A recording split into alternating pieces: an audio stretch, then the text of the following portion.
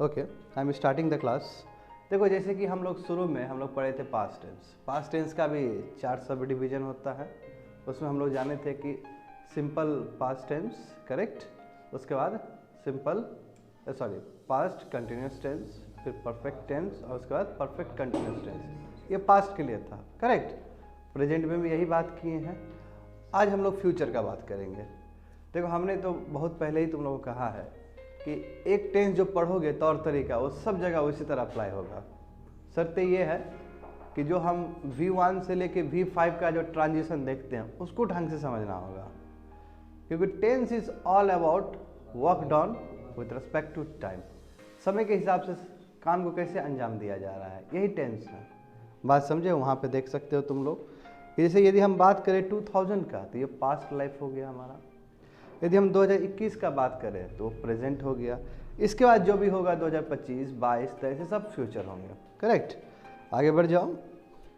जैसे देखो यहाँ पे अब हम बात करेंगे फ्यूचर टेंस का। तो फ्यूचर टेंस यहाँ पे देखो simple future tense. Simple future tense में हमारे पास 2 शब्द हैं जिसको हम यूज़ करके हम इसको रिप्रेजेंट कर सकते हैं, इसको दिखा सकते कि yes I am talking about future tense. हम फ्यूचर का बात कर रहे हैं। कैसे कर सकते हैं? शैल और विल यूज़ करके। Very simple to understand. Shall और यूज़ करके हम कर सकते हैं। ओके, अब देखो यहाँ पे आई और वी। आई क्या है तुम्हारा? फर्स्ट पर्सन है और सिंगुलर है। वी क्या है तुम्हारा? फर्स्ट पर्सन है और प्लूरल है। ये दोनों के साथ वी हैव टू यूज शैल यदि हमको फ्यूचर का दिखाना है तो। उसके बाद देखो, उसके बाद यदि यू हो या सेकंड पर्सन हो या थर्ड पर्सन हो, उसके लिए हम यूज़ करेंगे विल, WILL विल। इसलिए अदर्स दिया गया, अदर्स में बहुत सारी चीज़ आ जाएंगे, समझे ना? सेकंड पर्सन, थर्ड पर्सन, चाहे वो सिंगुलर हो चाहे प्लूरल हो। अब देखो जैसे कि देखो यहाँ पे फिर से वो दिया गया है रिप्रेजेंटेशन, वो तुम्हारा एक्सिस का 2000 है, पास्ट लाइफ है, 2021 वहाँ प्रेजेंट में 2021 कर देना, उसके बाद फ्यूचर का। इसमें एग्जाम्पल देखो, इसमें पहले स्ट्रक्चर भी देख सकते हो तुम लोग कि सब्जेक्ट प्लस सेल या फिर स्लैश विल प्लस V1। देखो V1, देखो इसमें खासियत क्या है, फ्यूचर टेंस में V1 ही यूज़ होगा। चाहे हमारा पर्सन सिंगुलर हो, चाहे हमारा पर्सन प्लूरल हो, चाहे हमारा पर्सन फर्स्ट पर्सन हो, चाहे हमारा पर्सन सेकंड हो, हर जगह V1 ही यूज़ होगा। ये चीज़ का ध्यान रखना है, मैंने पहले भी क्लास में कहा है। देखो एग्जांपल देखो, सब्जेक्ट प्लस सेल, वहाँ पे ध्यान दो, subject plus shall slash will plus V1 plus object. Object क्या होगा? ऑप्शनल होगा। ऑब्जेक्ट हो भी सकता है, नहीं भी हो सकता है। ऑब्जेक्ट का मतलब क्या होता है? या तो वो ऑब्जेक्ट डायरेक्ट ऑब्जेक्ट हो सकता है या फिर इनडायरेक्ट ऑब्जेक्ट हो सकता है। डायरेक्ट ऑब्जेक्ट का मतलब क्या है कि सब्जेक्ट का एक्शन डायरेक्ट असर पड़े, that is a direct object. या फिर सब्जेक्ट का एक्शन इनडायरेक्ट हो तो उसको क्या बोलेंगे? Indirect object. सही बात है ना? एग्जाम्पल देखो वहाँ पे, Rajesh will write IBPS PO exam mains exam tomorrow. देखो राजेश के बाद क्या आया? वहाँ पर विल आया है। विल देखो रिप्रेजेंट कर रहा है ना, थर्ड पर्सन है, सिंगुलर है, इसलिए हम फ्यूचर का बात करते हैं तो इसके साथ विल यूज़ करेंगे। शैल यूज़ नहीं कर सकते हैं, करेक्ट, क्योंकि ये क्या है? थर्ड पर्सन है और सिंगुलर है। उसके बाद देखो राइट, WRIT, राइट कौन सा है? V1 है कि नहीं है? क्योंकि राइट, रॉट, रिटन, राइटिंग और राइट्स। बात समझे V1 कैसे यूज हुआ? अब देखो क्या, राजेश विल राइट व्हाट, क्या लिखेगा? जो वर्ड से जो डिकोड हो वही ऑब्जेक्ट है, तो क्या लिखेगा वो? IBPS PO एग्जाम, यानी कि वो PO का एग्जाम लिखेगा। PO जानते हो ना, मैनेजर जो बनते हैं, उसका एग्जाम लिखेगा। और इसमें और क्या चीज़ है, और क्या चीज़ अवेलेबल है जिससे पता चलता है कि ये फ्यूचर टेंस है, दैट इज योर टुमारो, कल की बात है। तो समझ रहे हो ना? यानी कि विल तो ठीक है, विल ने तुमको रिप्रेजेंट किया या सेल ने रिप्रेजेंट किया कि ये फ्यूचर का बात है। At the same time tomorrow, coming week, coming month, ये भी तुमको डिनोट करता है कि ये फ्यूचर का ही चीज़ होने वाला है। समझ गए ना बात को? First example. उसके बाद देखो सिचुएशन 2, देखो situation 2 that is your future continuous tense. Similarly अब ये इसमें क्या है कि फ्यूचर में जो चीज़ कंटिन्यूस हो रहा होगा, आई विल बी प्लेइंग, यानी कि मैं फ्यूचर में खेल रहा हूँगा, ये क्या है? ये कंटिन्यूस टेंस है, वो फ्यूचर का है। तो इसके लिए देखो हमारे पास सब्जेक्ट स्ट्रक्चर क्या है, सॉरी हाँ सब्जेक्ट नहीं, सेंटेंस सिंटेक्स या सेंटेंस स्ट्रक्चर क्या है? सब्जेक्ट प्लस वहाँ पे ध्यान दो, शैल बी या फिर slash will be plus ING form, verb का आईएनजी फॉर्म। अभी बोले कि नहीं बोले आई विल बी प्लेइंग, तो आईएनजी फॉर्म आया कि नहीं आया? वहाँ पे देखो, Rajesh will be writing IBPSPO mains exam at this time tomorrow, यानी कि यही समय कल राजेश लिख रहा होगा। तो राजेश का जो आने वाले समय में क्या कंटिन्यूअस एक्शन दिखाने वाला है। बात समझ में आया? वहाँ पे भी देख लो, आई और वी हम शैल बी यूज़ करेंगे और दूसरे के लिए विल बी यूज़ करेंगे। So simple to understand. कोई दिक्कत है स्टूडेंट को? कोई दिक्कत है तुम लोग को? आगे बढ़ जाओ। यानी कि देखो इसमें तुम टाइम का भी देख सकते हो कि 2 बज रहा है, 2 PM है, उसके बाद 4 PM है, उसमें बीच में 2:30 लिखा गया। यानी कि इसमें क्या कि 2:30 PM में वो लिख रहा होगा। एक कोई हम टाइम को मान के चलते हैं, उस समय वो लिख रहा होगा। ओके, आगे चले जाओ। आगे सिचुएशन 3 है। सिचुएशन 3 इज ऑल अबाउट, ये फ्यूचर में ये चीज़ हो चुका होगा। समझ रहे हो ना? ये फ्यूचर में हो चुका होगा। तो यहाँ पे देख लो, यदि आई है वी है तो तुम्हारा शैल आएगा, और चूंकि फ्यूचर में परफेक्ट का बताने का प्रयास है इसलिए वहाँ पे हैव आएगा। समझे? देखो ये भी बहुत ये भी बहुत अनोखा बात है कि विल और शैल, इसको हम मॉडल्स कहते हैं। ये वर्ब की तरह भी काम करता है। समझे? Model is all about your verb. मैं इसका इंडिपेंडेंट एग्जिस्टेंस नहीं है। इंडिपेंडेंट एग्जिस्टेंस का मतलब क्या होता है? जैसे एग्जांपल देखो, आई एम ए टीचर, है ना? तो यहाँ पे वर्ब तो नहीं देख रहे हो, मैं एम देख रहे हो। एम क्या? ऑक्सिलरी वर्ब है। देखो मेन वर्ब के एब्सेंट में ऑक्सिलरी वर्ब भी मेन वर्ब की तरह काम करता है। बताया कि नहीं बताया क्लास में पहले भी? जैसे आई एम प्लेइंग क्रिकेट, तो यहाँ पे एम है, प्लेइंग भी है।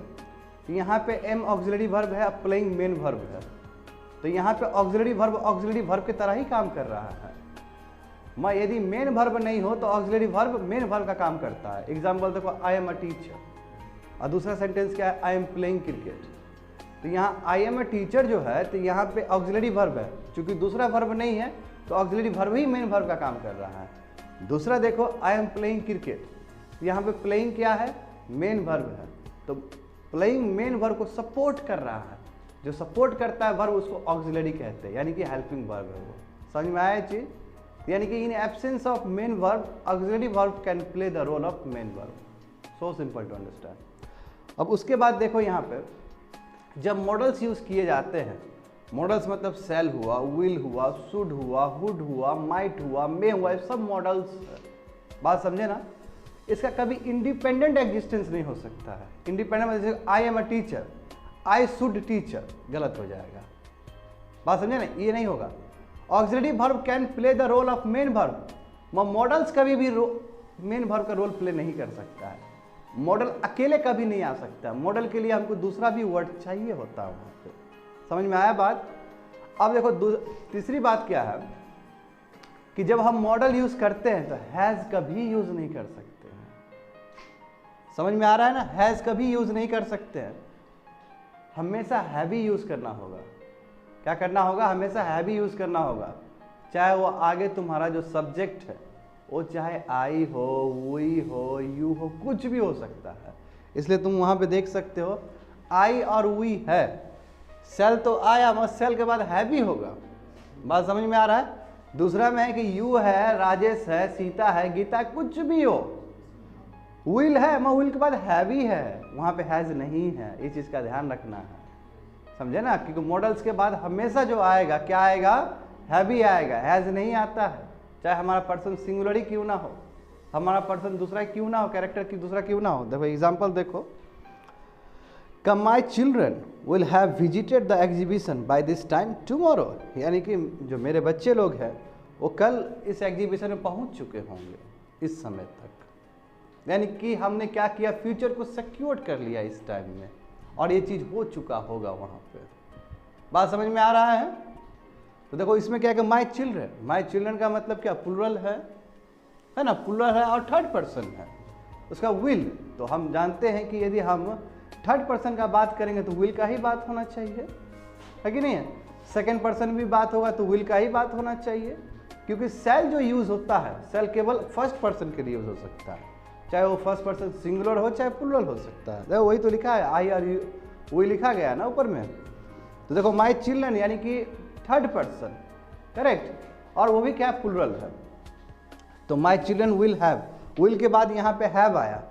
और यदि मान लो कि यहाँ पे माई चिल्ड्रन नहीं होता, यहाँ पे मान लो करण होता, लेट से, यहाँ पे लेट से करण होता, तो Karan will have visited. Karan singular होने के बाद भी यहाँ पे हैज नहीं आ सकता था, यहाँ पे हैव ही आता है। इसका कारण क्या है पूजा? इसका कारण है कि यहाँ पे विल आ गया, मॉडल आ गया, मॉडल के बाद हैव ही आएगा, दूसरा कोई विकल्प नहीं है आपके पास। That is the beauty, that is the modification because of the presence of your models. ये चीज़ ध्यान में रखना है सभी स्टूडेंट को, ठीक है। अब जब तुम लोग नोट्स बनाओगे, ये एक एक चीज़ वहाँ पे दिखना चाहिए, इसलिए नोट्स आज ही बनाना होता है, कल बनाओगे सब भूल जाओगे फिर। बात समझ में आ रहा है ना क्या बोल रहे हैं? देखो तो इसका स्ट्रक्चर देख सकते हो कि shall have slash will have plus V3। उसके बाद देख सकते हैं हम लोग फ्यूचर परफेक्ट कंटिन्यूअस टेंस, यानी कि ये चीज़ फ्यूचर में हो चुका भी होगा और कंटिन्यूअस भी होगा। बात समझ रहे हो? एक टाइम रेफरेंस से तो देख लो यहाँ पे बाकी सब सेम है, सेल भी सेम है, विल भी सेम है, सेल के बाद हैव आया, विल के बाद भी हैव आया, और उसके साथ बी नहीं आएगा, इसमें भी बी नहीं आएगा। क्यों? क्योंकि फ्यूचर में किसी भी टाइम रेफरेंस से वो चीज़ कंटिन्यू हो रहा है और कंप्लीट हो गया। देखो Rajesh will have been writing IBPS PO mains exam by this time tomorrow, यानी कि क्या है कि फ्यूचर में राजेश कंटिन्यूअस करके लिख चुका होगा। देखो इसमें 2 PM to 4 PM और 3 PM, यानी कि वो कंटिन्यूअस है। 2 PM एक रेफरेंस है फ्यूचर का और लिख चुका होगा, and he will completed at 4 PM। समझ में आया बात क्या बोल रहे हैं? जिसका दिमाग काम नहीं करता वो अच्छे से देख ले यहाँ पे, समझे गौरव? यू ध्यान से देखना वहाँ पे, ठीक है ना। I will check your paper also, एक एक चीज चेक करेंगे सबका, देखो वहाँ पे अच्छे से। तो इसमें देखो तुम्हारा स्ट्रक्चर देखो, shall have been slash will have been plus ING form plus object, object is your optional. तो वही चीज़ है, फिर से दिया गया है। देखो यहाँ पे एग्जाम्पल अलग अलग हो सकता है, फिर एग्जाम्पल दिया गया है। That is the first situation 1 का एग्जाम्पल। दूसरा एग्जाम्पल है कि माई children will visit the exhibition tomorrow. Yes same है ये, बस एग्जाम्पल आपको एक्स्ट्रा एग्जाम्पल दिया जा रहा है। पहले हम बता दिए ना simple past tense. Simple past tense कैसे पता चलेगा? वहाँ पे विल प्लस V1 है कि नहीं वहाँ पे?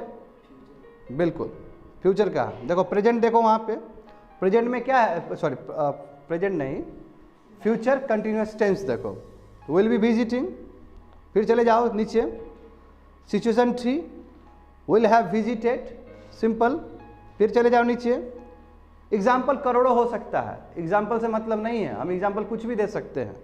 इसमें दूसरा एग्जाम्पल बताया है इसमें, देखो my children will have been visiting the exhibition by this tomorrow, तो यहाँ पे भी देख सकते हो, ये चौथा एग्जाम्पल है। अब आगे देख लो, हाँ बिल्कुल ये कि सिचुएशन 1 में हमने देखा कि फ्यूचर दिखाने के लिए टुमारो है, नेक्स्ट वीक है, नेक्स्ट मंथ है, नेक्स्ट ईयर है, 2025 है। यस हम विल और सेल तो यूज़ करते ही करते हैं, साथ साथ हम टाइम रेफरेंस को भी दिखाते हैं कि हाँ भाई ये फ्यूचर में ही होने वाला चीज़ है। देख सकते हो वहाँ पे सिचुएशन 1 में। सिचुएशन 2 में देखो एट दिस टाइम टुमारो, यानी कि यही टाइम हो रहा होगा, टुमारो हो रहा होगा, तो यानी कि ये कंटिन्यूस दिखाने का प्रयास है। बात समझे? एट 4 PM टुमारो जो तुम लोग टेबल में देखे थे, तो उस समय हो रहा होगा 2 से लेके 4 के बीच में, और सॉरी 4 या 5, और बीच में जो टाइम रेफरेंस है 4 PM, वहाँ पे कंटिन्यूस हो रहा होगा वो चीज़, समझे ना।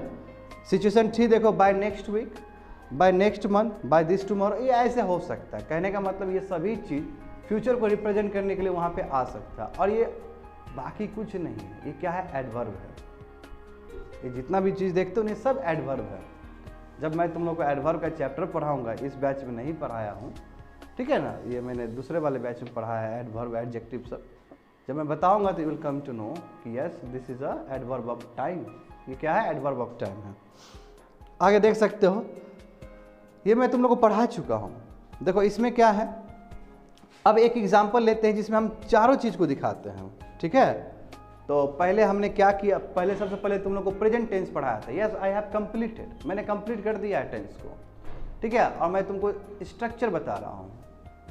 तो पहले हम लोग प्रेजेंट टेंस का बात करते तो प्रेजेंट टेंस में हमने देखा था कि सिंपल प्रेजेंट, उसके बाद प्रेजेंट कंटिन्यूअस, प्रेजेंट परफेक्ट और प्रेजेंट परफेक्ट कंटिन्यूअस टेंस। सही बात है कि नहीं है? देखो एग्जाम्पल, द बॉय क्राइज, बच्चा रोता है, क्या है? पहला वाला है ये तुम्हारा सिंपल प्रेजेंट टेंस, या इसी को हम लोग कहते थे इंडेफिनिट प्रेजेंट टेंस या प्रेजेंट इंडेफिनिट टेंस। याद आया तुम लोग को? दूसरा देखो, द बॉय इज क्राइंग, यदि यहाँ पे बॉय नहीं रहता, यहाँ पे बॉयज रहता तो क्या होता? The boys are crying. समझ में आ गया क्या बोल रहे हैं? थर्ड देखो, present perfect tense. Present perfect tense में क्या है कि बच्चा रो चुका है, आई मीन जो पास्ट में एक्शन हुआ उसका इमीडिएट असर कहाँ पे है? प्रेजेंट में है। The boy has cried. उसके बाद क्या है कि प्रेजेंट परफेक्ट कंटिन्यूअस टेंस है, इसमें क्या है? The boy has been crying, यानी कि बच्चा क्या है? बच्चा, इसका मतलब बच्चा, हाँ बच्चा रो रहा है, मगर एक पास्ट के टाइम के रेफरेंस से मारेंगे रो रहा था। ये क्या होता है? प्रेजेंट है तुम्हारा। तो देखो यानी कि ये प्रेजेंट है, सुनो ये प्रेजेंट है, सुनो बच्चे लोग, ये प्रेजेंट है, पास्ट से जो चीज गुजरा है वो भी कंटिन्यूअस प्रेजेंट पे असर पड़ा है और अभी भी पड़ रहा है। क्यों? क्योंकि वहाँ पे आईएनजी फॉर्म है। बात समझो। तो यहाँ क्या कहा गया कि अब ये देखो, ये तरीका क्या क्या हो सकता है? ये अफर्मेटिव सेंटेंस भी हो सकता है। अफर्मेटिव सेंटेंस मतलब पॉजिटिव सेंटेंस जिसमें हम इंफॉर्मेशन दे रहे हैं। उसके बाद इंट्रोगेटिव भी हो इंट्रोगेटिव भी हो सकता है, that is a question mark, है ना? या फिर नेगेटिव भी हो सकता है। तो अब इसी चीज को हम अलग अलग तरीके से देखते हैं, जो कि हम बता चुके हैं तुम लोग को। देखो यहाँ the boy cries, affirmative sentence है कि नहीं है? दूसरा क्या है कि डज द बॉय क्राई, क्या बच्चा रोया है? ठीक है, ये क्या हुआ? Interrogative. The boy does not cry, क्या हुआ? नेगेटिव, है ना? अब देखो इंट्रोगेटिव में हमेशा क्वेश्चन मार्क आएंगे, ठीक है, और ये सभी के साथ अवेलेबल है, यानी कि सिंपल प्रेजेंट टेंस के साथ भी अवेलेबल है, प्रेजेंट कंटिन्यूअस टेंस के साथ भी अवेलेबल है, प्रेजेंट परफेक्ट टेंस के साथ भी अवेलेबल है, as well as your present perfect continuous के भी साथ अवेलेबल है। ये सभी में 3-3 स्ट्रक्चर देख सकते हो। और तुम्हारी जानकारी के लिए मैं बता दूं, फोर्थ स्ट्रक्चर भी हो सकता है, ठीक है? फोर्थ स्ट्रक्चर में दोनों का कॉम्बिनेशन, इंट्रोगेटिव नेगेटिव सेंटेंस, समझे ना? जैसे does the boy not cry, दोनों आया कि नहीं आया? तो चौथा भी हो सकता है, उतना कॉम्प्लिकेटेड नहीं जाना है, बस सिंपल तरीके से समझो। ओके, तो देखो सभी में देख सकते हो। जैसे मैं प्रेजेंट कंटिन्यूअस टेंस का बात करूं तो the boy is crying, is the boy crying. तो जब हम क्वेश्चन पूछते हैं परफेक्ट टेंस में तो कितना समीकरण चेंज हो जाता है, देख रहे हो ना? वर्ड्स कितने आगे आगे हैं। Is the boy crying, okay fine. उसके बाद the boy is not crying, यानी कि बॉय प्रेजेंट में कुछ नहीं कर रहा है, यानी नहीं क्राई कर रहा है, तो कंटिन्यूअस है कि नहीं? मन नेगेटिव में है, देखो वहां पे। अब उसके बाद देखते हैं present perfect tense, the boy has cried, वहां पे ध्यान दो बच्चे, वहां पे ध्यान दो। The boy has cried, has the boy cried. उसके बाद क्या है कि the boy has not cried, है कि नहीं? ये तीनों स्ट्रक्चर, पहला अफर्मेटिव है, सेकंड क्या है तुम्हारा? इंट्रोगेटिव है, third one is your negative. Okay, similarly you can see present perfect continuous tense, इसमें देखो the boy has been crying, has the boy been crying. देखते हो किस तरह हैज बीन को किस तरह अलग हम डिपार्ट करते, तोड़ते हैं, तोड़ने के बाद हम इस तरह का सेंटेंस बनाते हैं। बात समझ रहे हो ना? And third one is the boy has not been crying. आगे देख सकते हो। अब हम बात करते हैं और एग्जाम्पल हो सकता है इसका, सचिन तेंदुलकर प्लेड वेल। हम पास्ट का बात करते हैं, चलो हमने प्रेजेंट का बात किया, अब हम पास्ट का बात करते हैं कि सचिन तेंदुलकर अच्छा खेले थे। पास्ट में आता है V2 है कि नहीं है? सिंपल पास्ट में हम V2 का यूज करते हैं ना, बताए थे क्लास में। उसके बाद देखो Sachin Tendulkar was playing well, उस समय अच्छा खेल रहे थे। Sachin Tendulkar had played well, वो अच्छा खेल चुके थे, past. And Sachin Tendulkar had been playing well, यानी कि पास्ट के रेफरेंस से ही पास्ट में वो कंटिन्यूअस खेल चुके थे। समझ में आया ये बात?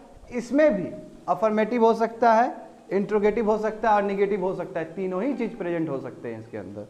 तो देख सकते हो वहां पे, समझ जाओगे तुम लोग, खुद ही समझ जाओगे ये। अब देखो इसके लिए देखो, जैसे कि ऊपर में हम डज का बात किए थे, यहाँ पे डिड का बात होगा। डज कहाँ पे यूज होगा? डज तुम्हारा थर्ड पर्सन के लिए यूज होता है, डिड किसी के लिए भी यूज हो सकता है, पास्ट में डिड किसी के लिए भी यूज हो सकता है, सिंगल के लिए भी हो सकता है, प्लूरल के लिए भी हो सकता है, फर्स्ट पर्सन के लिए भी हो सकता है, सेकंड पर्सन के लिए भी हो सकता है, थर्ड पर्सन के लिए भी हो सकता है। मैंने कहा है तुम लोग को पास्ट का जो चीज़ होगा उसको एक साथ हम दिखाएंगे। जैसे हैड, देखो हैड किसी के साथ भी यूज़ कर सकते हो पास्ट में, है कि नहीं है, देख सकते हो वहाँ पे तुम लोग। Simple past, Sachin Tendulkar played well, सही बात है, ये हमने बताया अभी just. Did Sachin Tendulkar play well, question mark, देख रहे हो ना, इसको क्वेश्चन मार्क करना हमको। Sachin Tendulkar did not play well, देख रहे हो ना यहाँ पे डिड नॉट। अब यहाँ पे यदि सचिन तेंदुलकर बदली में यदि प्लूरल कोई चीज़ आता दे, तो उस समय भी तुम्हारा डीडी होता वहाँ पे, ये समझो, क्योंकि पास्ट में सेम चीज़ से हम रिप्रेजेंट करते हैं। उसी तरह देखो past continuous, Sachin Tendulkar was playing well, was Sachin Tendulkar playing well, question mark, Sachin Tendulkar was not playing well. So simple to understand, एक समझ में आ गया, सब समझ में आ जाना चाहिए। पास्ट परफेक्ट देखो, Sachin Tendulkar had played well, इसको क्वेश्चन मार्क कैसे बनाओगे, had Sachin Tendulkar played well, question mark. तो देखो हैड और प्लेड को किस तरह तोड़ा गया है और उसके बीच में सब्जेक्ट को लाया गया है क्वेश्चन मार्क बनाने के लिए, ठीक है। और फिर नेगेटिव बनाने के लिए क्या है तुम्हारा, Sachin Tendulkar had not played well, यानी कि हैड प्लेड के बीच में हम नेगेटिव वर्ड लगा देते, that is a not. Past perfect continuous tense, that is your Sachin Tendulkar had been playing well, सही बात है ना, पास्ट का बात है। Had Sachin Tendulkar been playing well, question mark, and Sachin Tendulkar had not been playing well, not बीच में लगा दिए, yes, you will get the effect. Past perfect continuous tense का इफेक्ट तुमको मिल जाएगा इन नेगेटिव वे। आगे चले जाओ, अब इसका फ्यूचर का देख लो। फ्यूचर लेट से, फ्यूचर का देखो सिंपल फ्यूचर है ना, उसके बाद future continuous tense, future perfect tense और फ्यूचर परफेक्ट कंटिन्यूअस टेंस। उसमें एग्जांपल देख लो, she will write UPSC exam, हाँ वो यूपीएससी एग्जाम लिखेगी। ये तुम लोग को जो मॉड्यूल पढ़ा रहे हैं ये सिविल सर्विस का ही अलग मॉड्यूल पढ़ा रहे हैं, तुम्हारी जानकारी में हम बता दें ये चीज़, ठीक है, ये कॉमन इंग्लिश नहीं है, ओके। क्योंकि मेरे पास जो नोट्स होगा अवेलेबल वो तो फिर यूपीएससी का ही होगा, बात समझो, इसलिए यूपीएससी का ही चीज़ तुमको मिलेगा वहाँ पे देखने को भी। तो नंबर 1 समझ में आ गया, सिंपल फ्यूचर टेंस। दूसरा क्या है कि future continuous tense, she will be writing UPSC exam, वो लिख रही होगी, ठीक है। उसका बाद फ्यूचर परफेक्ट क्या है, she will have written UPSC exam, वो लिख चुकी होगी फ्यूचर में। And fourth one is she will have been writing UPSC exam, यानी कि फ्यूचर में लिख चुकी होगी, एक टाइम रेफरेंस से कंटिन्यूअस होगा, समझ गए ना। अब इसमें भी वेरिएशंस हो सकते हैं सिमिलरली, है ना, इंट्रोगेटिव हो सकते हैं, अफर्मेटिव हो सकते हैं, नेगेटिव हो सकते हैं, देख लो वहाँ पे। She will write UPSC exam, okay, will she write UPSC exam, तो मॉडल को आगे ले आते हैं विल को और यहाँ से क्वेश्चन मार्क पुट कर देते हैं। She will not write UPSC exam, not लगा देते हैं, सिंपल टू अंडरस्टैंड।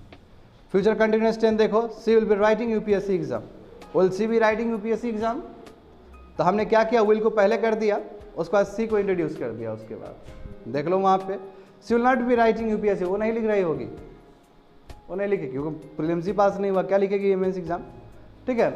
थर्ड देखो future perfect tense, she will have written UPSC exam, यानी कि फ्यूचर में ये चीज़ हो चुका होगा, बात समझे ना। Will she have written UPSC exam, similarly she will not have written UPSC exam, समझ गए। Future perfect continuous tense, she will have been writing UPSC exam, will she have been writing UPSC exam, question mark, she will not have been writing UPSC exam. देखो not लगाना है, बस थोड़ा modification करना, that's it. I have completed the tense, complete कर दिए हैं, ठीक है।